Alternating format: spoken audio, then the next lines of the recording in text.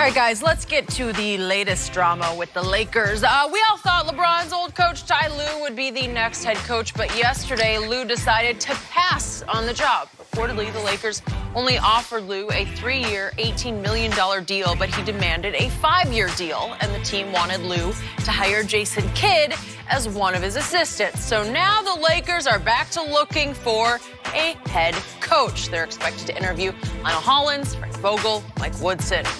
The drama continues. We are joined once again by Chris Broussard. Chris, I mean, what does this mean for LeBron? What does this mean? You know things are bad when my friend Skip Bayless says you feel sorry for LeBron. I do. Like, genuinely feel sorry. You know it's bad. Not a good sign. He does not deserve this. You've said it probably a week, 2 weeks straight. Thank you. I have. This is the greatest challenge of LeBron's career. Because in Cleveland, the first go-round, you had a solid front office. Danny Ferry knows what he's doing. Mike Brown was a coach. I know they had a few guys, but Mike Brown's a good coach. Miami, obviously, you had a great front office, good coach. Cavs the second time. David Griffin knew what he was doing.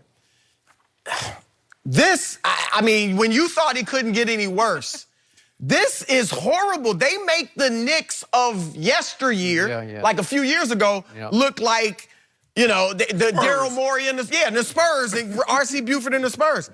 Here's the challenge for LeBron, or a problem. He wants to be in L.A.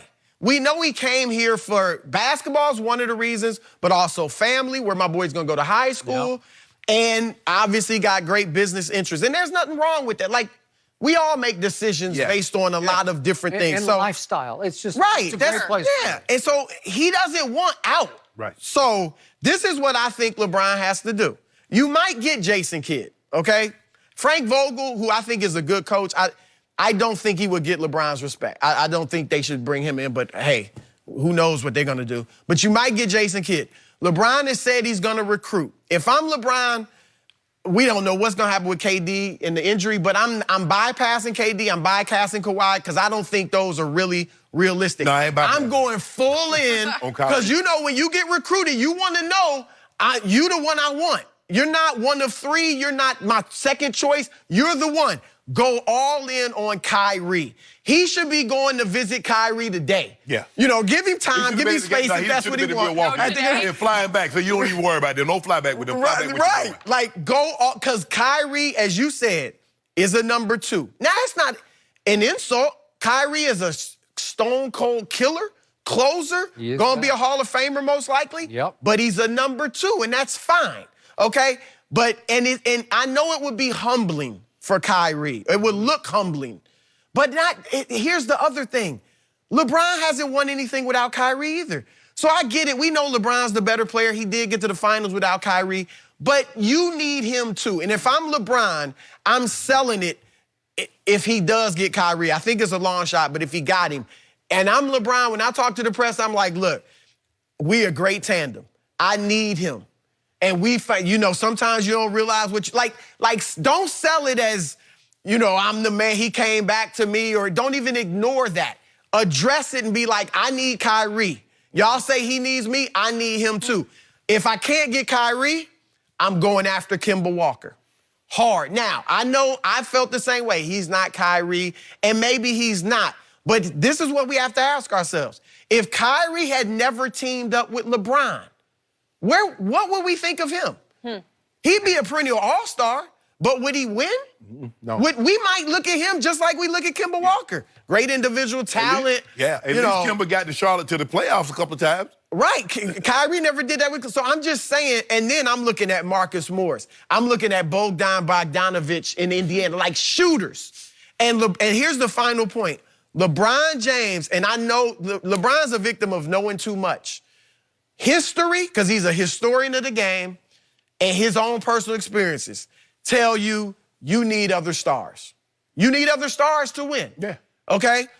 He's got to divorce himself from that mentality and next year say, whatever we have, if we don't make any improvements, I'm going to war with these guys, and I am all in your body language, your attitude, everything has to say that. Because guess what?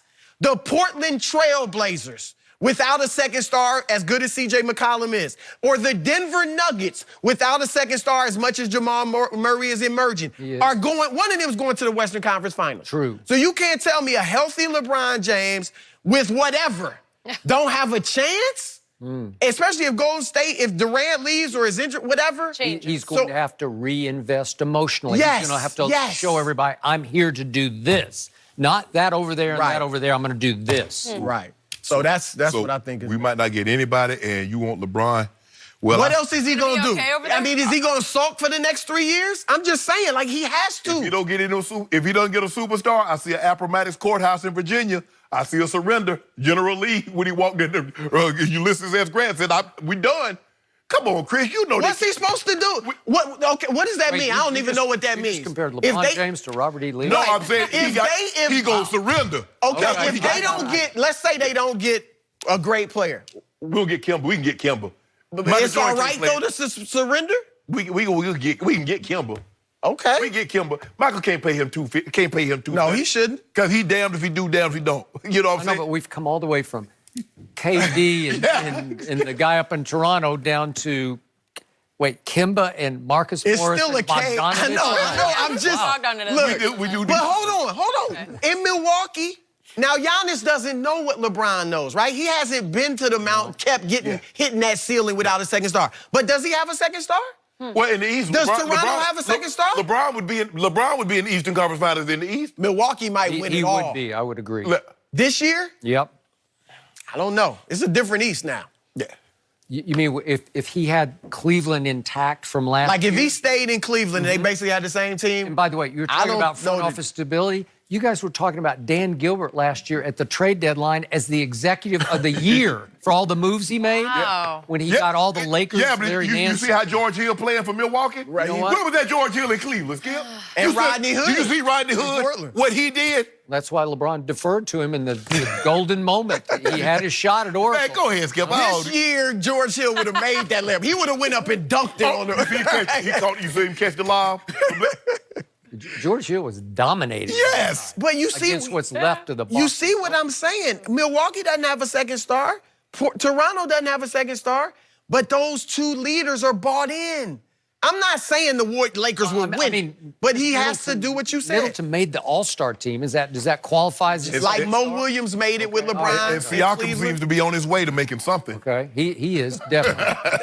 So here's my takeaway. Jeannie Buss and Linda Rambis and Kurt Rambis have declared war, speaking of war, on LeBron James because they just went through the all-time charade of trying to show that they were trying to kind of hire Ty Lue, but they didn't want to hire Ty Lue. We tried. They wanted Monty Williams, and he left them high and dry in favor of the worst team in the NBA. He chose the Phoenix Suns. It came to this. So you lost Magic Johnson, who just said, I'm out. I've had it with you people. I'm out. And then you lost your number one choice, really your only choice for your next head coach, Monty Williams. Was he LeBron's guy? He was not. Would LeBron been okay with him? He knows him because they've He's crossed not with paths. Clutch, but they would have been fine. They would have been just fine. Plan B was not Ty Lue. Plan B was to charade their way around Ty Lue by offending him, insulting him with a lowball offer that was so bad that Ty Lue finally said, seriously? I'm out. Yeah. And now you get to go to plan C, which is, I don't know, but I'm not going to rule out Kurt Rambis. I said this earlier in the show, but he has been a head coach in this league, and he had a bad one. You know what his record is? I know what it was in Minnesota. 65 and 164. Okay. 38%. 32 and 38? 132 in 2 28. years. Yeah, 2 years coaching her team in Minneapolis with Kevin Love as the forgotten about those star. years. You know, it was pathetic. But Kurt Rambis is 61 years of age, and his wife is now the shadow owner of the Lakers. Are you sure he's not being positioned as the next head coach? Because I'm not sure about that. I think it's happening. I think you're making some sense. Yeah. Okay. I mean, I thought you were when you said when this first happened, you said they could bring in Kurt Rambis, say that. which I thought was off. But okay, so he's sitting there on the back burner that could really be the front burner, and if that happens, your man has to walk in the next day and say, "Get me out of here. I didn't sign up for this, and I don't want any more of this." And regardless of the lifestyle and Hollywood, if he cares 50% about competing next year, you got to go somewhere else. I would demand a trade. You know what, Chris? My groin ain't healed yet. One of those deals. My groin ain't healed Here's yet. the challenge. Even if you want to trade LeBron, I was talking to a GM this morning. His market is not I'm sure it's not great. That's great. Because number one, now, if he says he wants out, that's different. But to just trade him, we know LeBron wants to be in LA. So is he going to be bought in? That's the first thing. Is LeBron going to be unhappy here? Good point. Sulking. Number two, the perception. Whether LeBron and his guys will tell you it's not the reality. But the perception is that when LeBron comes in, he's taking over. He's running everything. And GMs don't want that. And the expectations become championship or bust. And you know, some GMs sell hope.